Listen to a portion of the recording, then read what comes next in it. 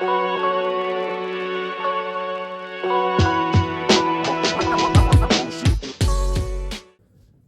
thanks for joining us. I'm Amy Price. And I'm Donna Jo. We're both principal brokers with Coldwell Banker Valley Brokers in the Willamette Valley, Oregon. And we've both grown up here in the Willamette Valley. I was born and raised here and moved away for about 10 years of my life and then moved back. I'm not originally from here, but I moved here when I was 5, so pretty much my whole life. I moved away briefly for a couple years and then came back because it's always been home. Yeah, so today we kind of want to talk about, actually not kind of, we are going to talk about it. Yeah, today we're going to talk about the pros and cons of living in the Willamette Valley. So what's the Willamette Valley, Amy? I mean, it covers a long span. Well, we're going to focus primarily on the areas between Salem and Eugene, more focused in on Albany, Corvallis, Lebanon area. Which is Lynn and Benton counties. Yes. So right on the I-5 corridor is Albany. And so we'll talk some pros and cons about location in a little bit. Mm-hmm. So where do we want to start? Let's start with pros. Yeah. We want to talk about some pros and cons of living in the Willamette Valley. Yeah, and for me and almost everybody else that you would ask, what's your favorite thing about living in the Willamette Valley? We asked a lot of people. I think most people would say the beauty. It's just beautiful. Yeah, I remember having an agent tell me one time that her daughter learned in school that Oregon has the most shades of green. And I don't know if that's true, but I would totally believe it because we have a lot of green trees and a beautiful landscape here and forests and everything. Absolutely gorgeous. Yeah. So that's probably number one. And then behind that, I would say it's kind of in conjunction with the beauty, is that we have a lot of recreation here. Yes. So our location is ideal because we are so close to, like I said earlier, I-5, which also makes it easy to get up to Portland, but also down to Eugene. But we're really close, about an hour away from the mountains, the ocean, the desert. Mm-hmm. Like Bend is a couple hours away. Yep. Yep, over the pass. To pretty much any kind of terrain for whatever kind of recreation you're into. We got great fishing. Great fishing and boating. People that don't just solely fish. One of them, we'd like to boat in the rivers or lakes, and there's hiking. Oh my gosh, so much hiking, and we'll list some hiking places that we really adore. And really close, there's some really great hiking areas. Yeah, like literally, I would say they're out our back door, or front door. We can just go right here in the community in Corvallis or Albany. In Lebanon, but also again just for some bigger hikes and snow skiing and snowboarding. Or I had a friend the other day, she was going what's it called when you snowshoeing. Yeah, I've done that. Yeah, at Crater Lake. It's a lot of work and get a little pain. Yeah. And my husband and I, if we're bored one afternoon, we'll jump in the car and head over to the coast and have lunch at some of our favorite places on the coast. Yeah. Yeah, ooh, that's good seafood. I want to do that today for lunch. So that's location-wise and recreation, but what else can you do here on a given weekend, maybe inside Albany or Corvallis? So that brings me to my number 3, and that's the wineries. Oh, yes. Willamette Valley is known for really great wineries, and what do you think are the most popular wine varietals around here? Pinot Noirs. Definitely Pinot Noirs. Some really great Chardonnays and Rieslings. Pinot Blanc. One of my favorite wineries is now doing a lot of sparkling. Just so many great wineries. Yeah, I like that. It's a great And if you're not Saturday into afternoon. wineries or wine, we are also really well known for our beers. Craft breweries. Craft breweries are everywhere too. Not my thing. We didn't even have that on the list because you didn't think about that because No. you prefer the wines. My husband does not like wine, so we'll kind of go back and forth with that. But again, we're not saying you can only come here and drink alcohol, but there's some beautiful, beautiful grapes and beautiful breweries and stuff like that. Yeah, if you're not a wine drinker, but you're with somebody who likes to drink wine, it's nice to just hang out at some of these wineries and look at the back to number one, the gorgeous views. Yeah. My mom does a family reunion every couple of years, so most of our family's from Minnesota. And one of the events we do is take them on a wine tour around the Willamette Valley and just experience that, because they don't have something like that where they live in this small community. So that's really nice. So what else do you like about being here? They have farmers markets. Yeah. I mean, we've got farmers galore, and so they grow some beautiful, beautiful vegetables and stuff like that. So Corvallis and Albany have farmers markets every weekend, I believe. Corvallis has one Wednesday evenings too, or Wednesday days as well in the seasons. Yeah, and I live in a community just outside of Albany, Millersburg, and we do a little farmer's market in the summertime once a week in the evenings, and that's nice. Get local honey, local produce, flowers. It's kind of fun. Lots of fresh flowers.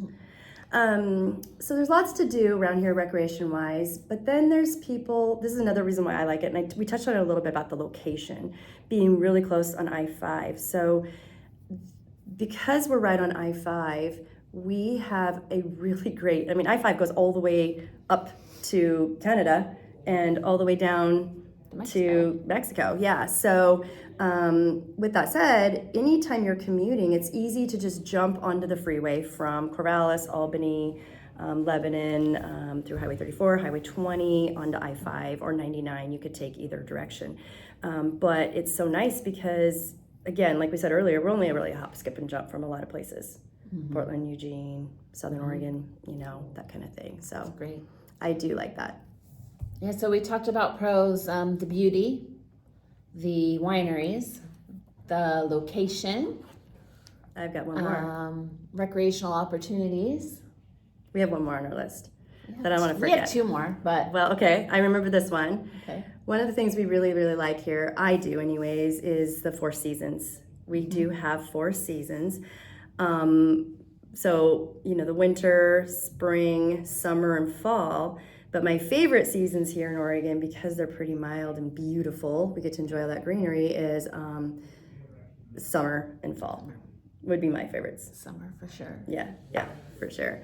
It is, as I age, because I am aging. No, you're special. You're not the one. I love our summers in comparison to other summers in different locations, because it's warm. We get the warmth and the sunshine, but it's not so hot that it's unbearable. We don't get that just choking humidity either. It's just nice and mild and beautiful. Yeah. And green. Yeah. And to enjoy those recreation things. And there's a lot of people that choose to maybe go away for the winter and come back here in the summer months. Yeah. The snowbirds and stuff, because of the beautiful winters. Summers. So with that said, let's move to cons, unless you've got one more. I got one more. Okay. When talking to people and asking them what they like about Oregon, it's also one of the things that I like in the Willamette Valley here. It's the people. Oh, yes. Can't forget People the people. are so nice here. Yeah, and laid back. I love that people are just so laid back. You can, you don't really have to worry about, oh, what am I going to wear? I don't have exactly the right thing to wear. Oh, yeah. I mean, we go to different kinds of events all the time, and you'll find people in jeans.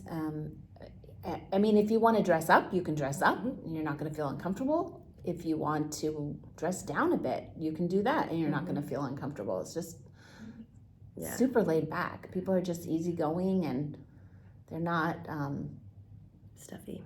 Yeah, it's not stuffy at all. It's a good way to describe it. Yeah, I like that. And oftentimes if I'm out on a walk or a jog or whatever, I'm constantly saying hi to people and they're smiling back. Yeah. There's always a friendly face, it seems like, and approachable people. So I would agree with that. And I think it's because, too, it's a slower pace here in some degrees. We're not a tiny little town like we used to be. We've kind of grown. We've definitely grown a lot over the years, and the towns have merged. So it's busier, and we'll talk about some of that in the cons, but I do think that it's a little bit more laid back than some of the bigger cities, Yeah. I like that. We like that. All right. Okay, so since we have to talk about the cons, unfortunately. Every place has a con, right? Sure. I think that one of my first cons is, again, with all that green we talked about, it doesn't happen by itself. So that means we have a lot of rain. We get a lot of rain. And even though we have the 4 seasons, our winters and winters and springs, kind of last a long time. So sometimes people get a little kind of stir crazy, if you will, with the gray skies and stuff like that. Gray winters. Gray winters. It's probably the most common thing I hear when people say what they don't like about living here. It would be the gray winters. We get some. If you ever lived pretty in dreary Seattle, days in I don't think it's quite as bad as Seattle, but we're in the Pacific Northwest. Yeah. So we get it. But also, I always think of the affirmations about it. It just brings us all this amazing, beautiful scenery and the recreation that we come to love. And it keeps us very mild. We don't deal with heavy stuff very common, like tornadoes or hurricanes and things like that. So I don't mind the rain. We don't get much snow in the winter. We had a little bit of ice last week, and it shut the roads down. And that's going to be one of my cons, is because especially in the mid Willamette Valley where we are at, we don't have the infrastructure to deal with that. So my daughters live in Bend, and it was business as usual. They had to go slower. They've had feet and feet of snow, but they're used to that. Here we're not. If that happens with an ice storm like we had recently, everything shuts down for the safety of everyty involved. But it's kind of nice, though. It is kind of nice. It Get a little break. Take some things a little slower. But it doesn't last long. And again, it's not been bad. I mean, typically it's like every other year. I feel like we have something that's maybe a couple days long, and then we're like, okay. And this was a little rough, but not the end of the world. And we're already all melted and stuff like that again. So in addition to all the green, another one of my cons would be green. Well, I keep going back to the green. Oh, yeah, being green. One of my cons would be, I don't know if you people know this, but Lynn County, Oregon, is the grass seed capital of the United States. And so I grew up, here from 5 years old till I moved away my first time when I was 18, and I never dealt with allergies until I moved back. Then I moved back, and for a long time there, not so much anymore, seasonal allergies can become pretty rough on people.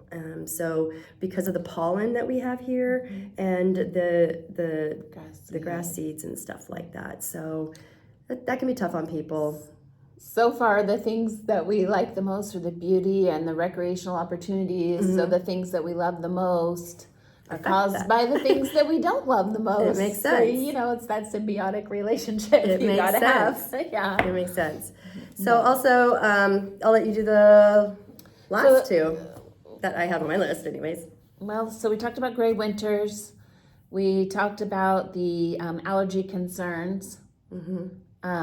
We have not talked about high cost of living. Yeah. So it's all relative, but for a lot of people in the United States, you would look at the Willamette Valley and think that we have a really high cost of living. We're both in real estate, and so for us, housing cost is a big concern for a lot of people. And we've seen the housing costs really soar through the years. And right now in Albany, the average sale price is about $470,000. When you're looking at Albany is actually up in two counties. So the river divides the town, and when you go over the river, you go into Benton County. In Benton County, the sale prices increase quite a bit from Lynn County. So Albany-Lynn County, that's where the average sale price for this past year has been about $470,000. But when you get into Benton County, it goes up quite a bit. It goes up to about $580,000. Yeah, well over $100,000 on average. The houses might be a little bit bigger there. Yes, the houses that sell in North Albany are typically a bit larger than the ones in Albany, Lynn County. So of course that's going to make the sale prices increase even more. But And then if you keep going after North Albany on Highway 20 or the other way on Highway 34, you're going to come into Corvallis. And Corvallis used to be significantly higher than North Albany, but they're pretty close now. They're, you said North Albany was 580, and Corvallis about 586 is the average. so only about 5,000, 5 or 6,000 separate the two, Albany, North Albany and Corvallis. But really, it's a 15, 20-minute drive. And I think the reason that those prices have come up is because Corvallis prices have consistently been high compared to Albany, and people that need to work in Corvallis need a place to live, and so it's caused the demand for housing to increase in North Albany. That's my opinion. And Albany and maybe Willamette or whatever, but we'll touch on that I think later, because I think we need to add to this video sometime and talk about jobs, what we're known for here. That might be something to talk about. But the one more, so we've talked about gray winters, high cost of living, allergy concerns.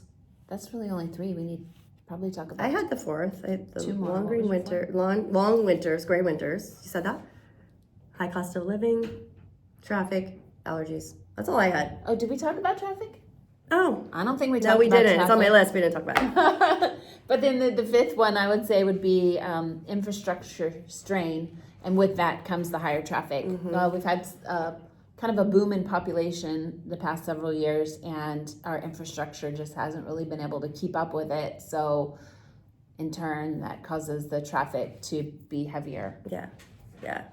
But again, it's still pretty, you can get pretty much the good anywhere, to take right? the bad, right? There you have the facts of life. That's right. Couldn't resist. I love it. So if there's anything else you want to see in these videos, drop us a comment below, and we'd love to address them. Yeah, we definitely will. Thanks And for we'll be back. tuning in, and hope to see you for our next video. Bye.